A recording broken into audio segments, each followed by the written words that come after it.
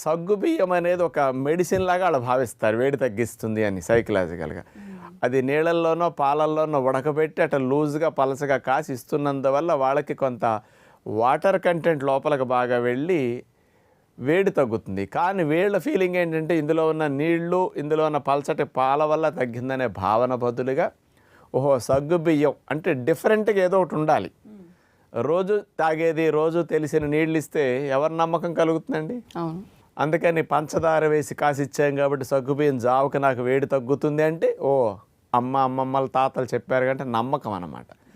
ఆ నమ్మకానికి ఇట్లాంటివన్నీ అపోహల్లాగా వచ్చాయి తప్ప వాస్తవంగా సగ్గుబియ్యం కానీ అందులో పంచదార వేసినందుకు కానీ ఇట్లా కలిపి సగ్గుబియ్యం ఏదన్నా జావలాగా కాసిచ్చిన వేడి తగ్గటానికి అసలు వీటికి సంబంధం లేదు. అందులో ఏమాత్రం మీలాంటి వారికి తగ్గింది కదా అన్నారు కదా మీరు, ఉపశమనం వస్తుంది కదా, ఆ